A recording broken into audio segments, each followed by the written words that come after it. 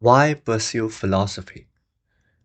Philosophy is, in essence, the study of the fundamentals that integrate all thought and action. Thus, to understand why we need a philosophy, we must understand why we need integration and what is the nature of integration. To integrate means to hold as one unit, through implication, an unlimited class of concretes.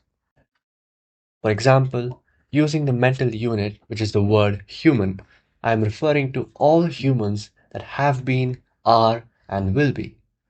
It's an unlimited class of concretes referred to by one mental unit. The key method of mental integration is measurement omission, which is the process of retaining the common attributes while omitting the measurements by which they differ. But why integrate? Because it enables you to deal with a context that extends beyond known concretes and beyond the present moment. Doing so enables us to deal with a broader context, such as the wider environment around us, the future, and life as a whole lived long range. How is mental integration done? It has two aspects. The one is concept formation, and the other is generalization. Both can be shown to be valid, that is, objective, but that is a job for epistemology. For example, the concept of cat enables you to integrate through a hierarchy of abstraction every observation and knowledge you have about cats into one mental unit, which is the word cat, while at the same time enabling you to relate your observations and knowledge to cats that may be observed in the future. But it does not give you new knowledge about cats. It only enables you to apply old knowledge to new observations of a similar kind.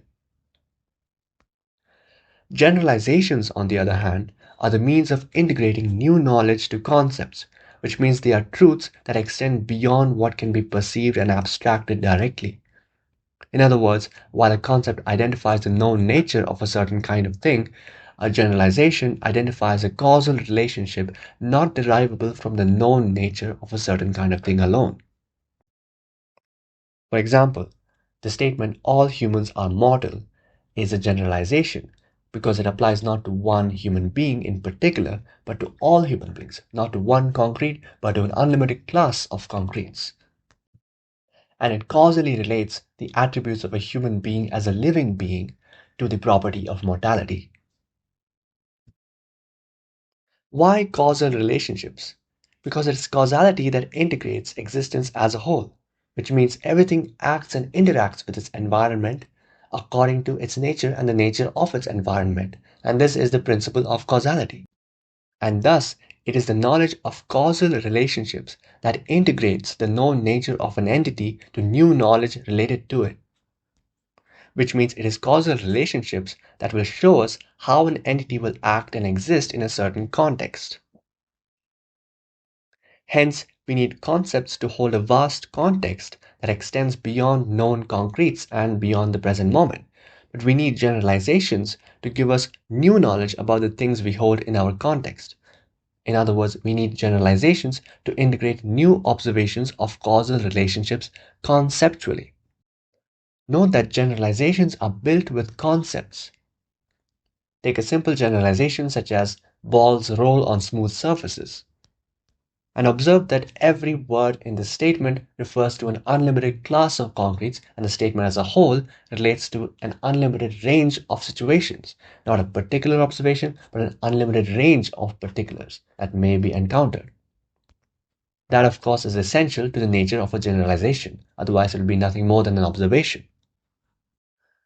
Without broad generalizations, a human is unable to consider the relationships between overarching factors that would affect his life in broad contexts.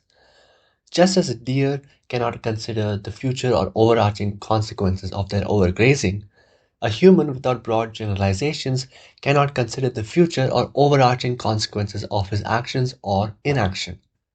However, it is key to note that even a human who does not form such generalizations but still retains his mental faculties does follow broader generalizations if only by implication. This is because a generalization is not a mental construct, but a recognition of the truth, and truth is non contradictory. Causality implies that any result in the narrower context is caused by or necessitated by facts in a broader context. Thus, a conclusion in a narrower context is predicated, if only by implication, on a conclusion in a broader context, and the validity of the former is inseparable from the validity of the latter. For example, a man who uses his whims as his method of choosing his values has decided, by implication, that reason cannot be the means of pursuing values, which in turn presupposes the view, again by implication, that values cannot be objective. By extension, given that values are a part of reality, this view would lead to the metaphysical view that reality, in some sense, is either non objective or unknowable. Note that there is no way to delimit the effect of a generalization on one's own life. Either one accepts the implied broader generalizations or one accepts a contradictory mindset. Perhaps one can live rationally in many areas of life while holding irrational views in others. But if so, one is living on borrowed time, indifferent or incapable of dealing with the reality denying, self destructive end results of one's ideas. Note that ideas do not exist in a separate realm from practical action. Ideas cannot be separated from action in any strict or practical sense. An idea held or accepted necessarily affects one's view of reality, and any conscious action relies on one's view of reality. A human has no choice in forming a view of reality, even if one chooses not to do so explicitly. One's only choice is in the particular view one comes to accept. All this is to say that, in essence, those who decry the need for broader generalizations and principles are ultimately helpless to the broader implications of their own decisions.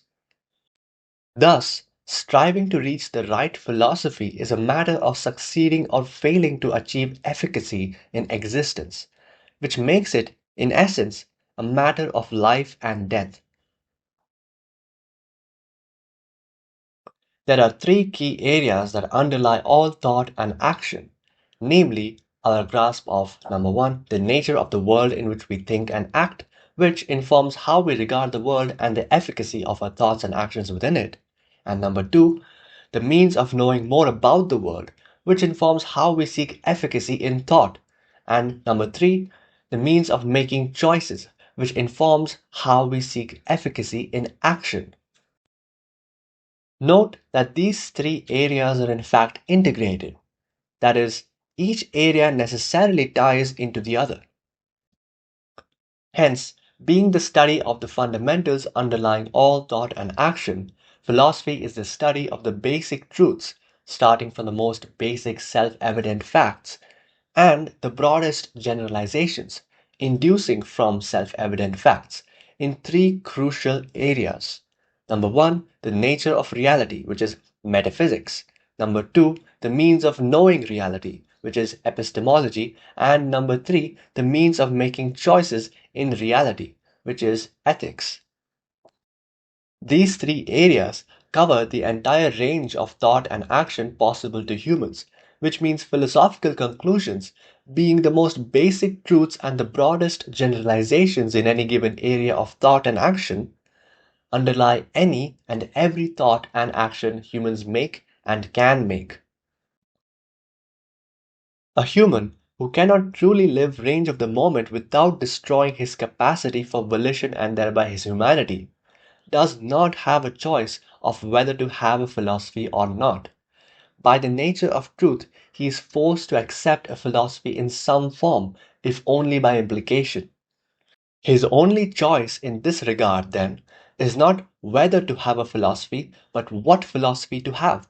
That is, whether to choose his broader conclusions consciously or default unconsciously to the necessary implications of his more specific thoughts, decisions, and actions. To expand on the previous point, The more fundamental an idea is to your view of the world, the more crucial it is in shaping your grasp of the world and consequently in shaping the course of your life.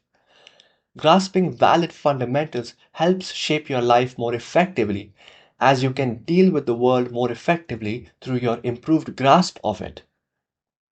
The study of fundamentals of existence and human life is the domain of philosophy.